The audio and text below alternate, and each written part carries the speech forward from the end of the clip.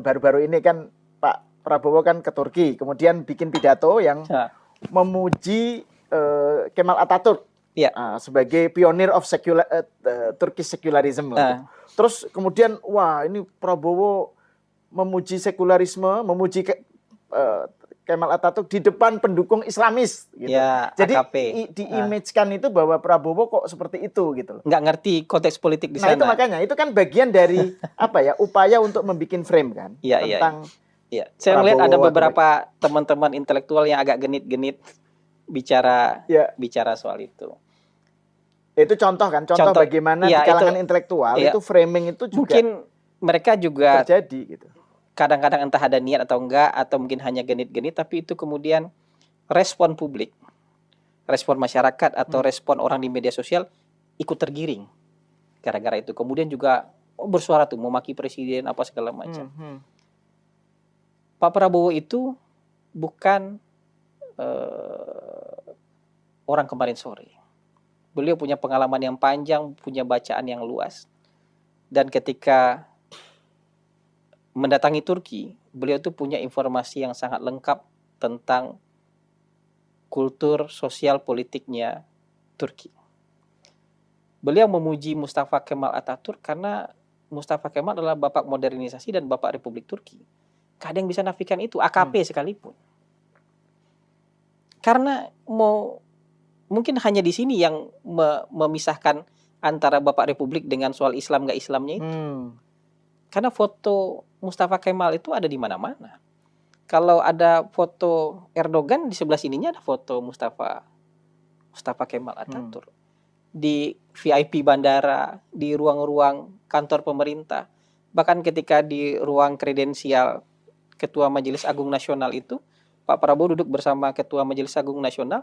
Di atasnya itu ada sculpture-nya, mukanya, patung mukanya Mustafa Kemal Atatürk.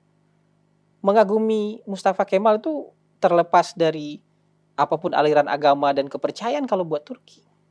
Karena dia bapak Republik Turki. Bahkan kaum partai-partai Islamis partai-partai Islam tidak bisa kemudian merendahkan Mustafa Kemal Atatürk. Sama kayak kita mengagumi Bung Karno. Iya, betul. Tapi Pak Prabowo mengagumi Mustafa Kemal Atatürk sekaligus juga mengagumi Mehmet Al-Fatih. Pendiri Khilafah Utsmani ya? Bukan pendiri, orang yang membawa kebesaran Khalifah Utsmani betul. Menjebol benteng Konstantinopel. Kan pahlawan terbesar di zaman Ottoman itu Mehmet Al-Fatih. Dan beliau dikagumi oleh Felix Xiao. Iya. Dan itu yang dikagumi oleh yang khilafah lah, ya, tapi sebagai dalam konteks seorang negarawan, dua orang ini dikagumi oleh Pak Prabowo. Dan ketika Pak Prabowo berpidato itu mungkin 16-17 kali tepuk tangan loh. Dan yang tepuk tangan itu kan orang AKP sebagian besar gitu. Dan ketika misalnya selesai pidato, saya bicara dengan Dubes Turki untuk Indonesia. Dia bilang, iya itu tadi pidato dari hati tuh.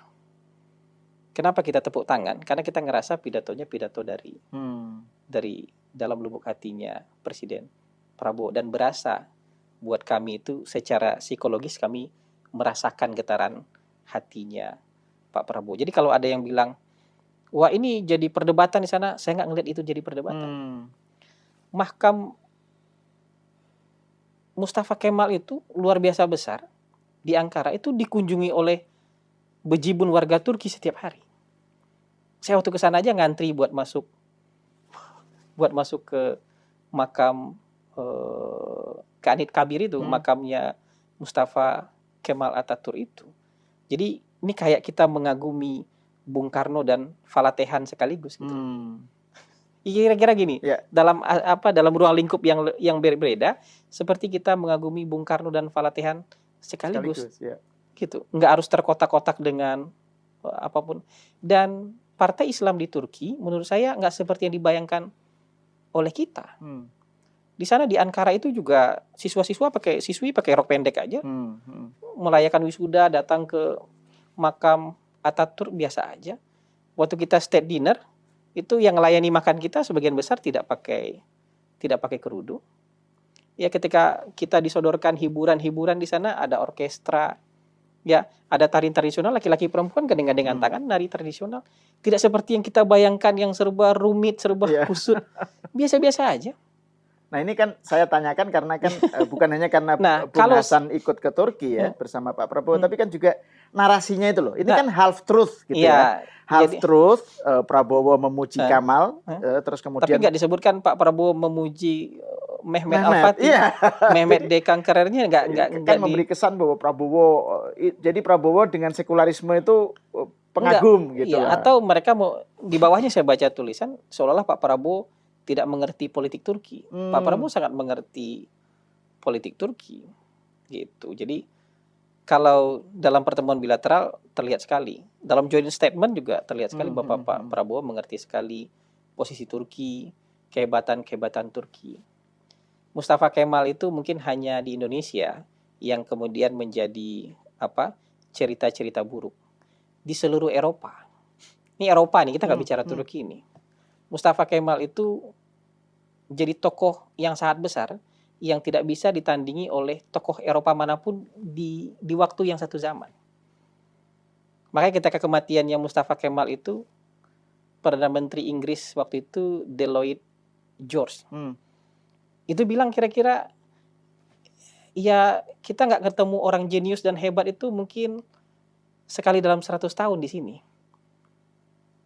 Ya, dalam senturi itu berapa? 1000 tahun? 100 tahun, senturi. Sekali dalam 100 tahun. Dan sayangnya, orangnya nggak lahir di Eropa. Orangnya lahir di Turki katanya. Dan nggak ada tokoh Eropa modern yang kira-kira menandingi kalibernya Mustafa Kemal Atatürk. Dan buat pejuang-pejuang Indonesia, Mustafa Kemal adalah inspirasi revolusioner. Yeah. Dan Bung Karno menjadikan Mustafa Kemal sebagai inspirasi revolusioner. Dan Bung Karno, apapun aliran politik Bung Karno pada saat itu, orang hari ini bisa nggak menafikan Bung Karno? Nggak bisa. Apapun aliran politik hari ini, mau Islam, mau Kristen, mau Buddha, mau nasionalis, mau sosialis, bisa nggak menafikan perannya Bung Karno? Nggak bisa. Begitu juga di Turki. Jadi memuji Mustafa Kemal di sana sama kayak memuji Bung Karno di sini gitu. Dan figur dia, figur internasional yang jauh lebih besar dan diakui oleh Eropa. Churchill kagum sama dia, Ayub Khan kagum sama dia, Jawaharlal Nehru punya testimoni yang luar biasa soal dia. Sebut aja nama satu-satu. John F. Kennedy punya testimoni yang luar biasa soal Mustafa Kemal Atatürk. Nah yang kayak gitu aja itu kan bisa dipelintir ya. Nah itu dipelintir menjadi half truth. Nah itu kan ini perang kognisi itu. Jadi seolah-olah mau mencitrakan presiden tidak ready, tidak siap. Terus kemudian dibilang siapa sih yang nulis pidato presiden? Presiden sangat paham dengan apa yang dia sampaikan di situ gitu. Sampai siapa sih yang memberief presiden soal ini? Lalu berteori si ini si itu. Enggak, ini presiden sangat paham soal Turki. Beliau baca sejarah, beliau tahu persis siapa yang beliau kagumi dan apa yang beliau katakan di depan gedung parlemen itu.